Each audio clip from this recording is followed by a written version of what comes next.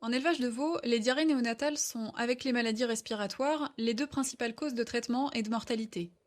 Au-delà de l'aspect sanitaire important de ces diarrhées, elles ont également un impact économique non négligeable sur les exploitations. Pour limiter le recours aux antibiotiques, leur maîtrise doit donc passer par la prévention et par de bonnes pratiques d'élevage. L'utilisation de probiotiques et de prébiotiques a été identifiée comme un outil pour maintenir l'équilibre microbien intestinal des veaux et pour empêcher l'établissement de populations bactériennes pathogènes opportunistes. L'objectif de ce projet, financé dans le cadre du plan Éco-Antibio, était de mesurer l'incidence sanitaire, zootechnique et économique de la substitution des antibiotiques par l'emploi d'une supplémentation en prébiotiques de type fructooligosaccharides et ou de probiotiques du genre Bacillus. Deux essais zootechniques ont été réalisés de juin à novembre 2015 et de janvier à juillet 2016 à la station expérimentale Veau de Boucherie de l'Institut de l'élevage, située à proximité de Rennes. Pour ces essais, 168 veaux mâles de race Primolstein ont été suivis, 112 dans l'essai numéro 1 et 56 dans l'essai numéro 2. Ces veaux ont été répartis aléatoirement en lots homogènes de 28 veaux, suivant leur poids et leur hématocrite, un lot témoin recevant une métaphylaxie conventionnelle avec antibiotiques, c'est-à-dire avec apport de colistine et de sulfamide durant les 8 jours qui ont suivi l'entrée des veaux, et des lots expérimentaux recevant, en substitution partielle aux antibiotiques de démarrage, une supplémentation en fructooligosaccharides et en bacilles à des doses prédéfinies et variantes suivant les lots et l'essai considérés.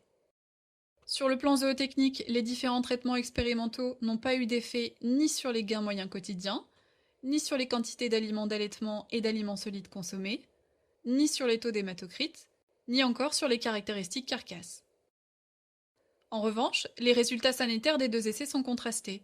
Au cours de l'essai numéro 1, les veaux ont eu le même comportement digestif et respiratoire, qu'ils aient reçu une supplémentation en probiotiques ou non, ce qui tendrait à démontrer la relative efficacité des méthodes alternatives testées.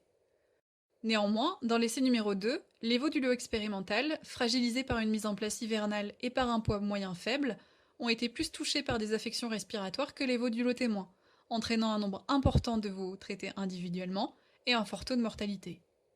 Par ailleurs, bien qu'aucun effet significatif n'ait été démontré sur le plan zootechnique, les mauvais résultats sanitaires du lot expérimental de l'essai numéro 2 ont entraîné une dégradation du coût de production significativement supérieure à celui du lot témoin. Au final, l'intérêt des deux solutions alternatives testées est contrasté. Dans de bonnes conditions de mise en place, c'est-à-dire dans une période favorable avec une bonne qualité des veaux nourrissons, l'utilisation des prébiotiques et des probiotiques semble avoir un effet bénéfique sur les veaux. En revanche, dans de mauvaises conditions de mise en place ou dans des conditions de mise en place délicates, c'est-à-dire en période défavorable, avec une qualité médiocre des veaux nourrissons, cette utilisation ne semble pas pouvoir pallier aux antibiotiques, tant sur le plan sanitaire qu'économique.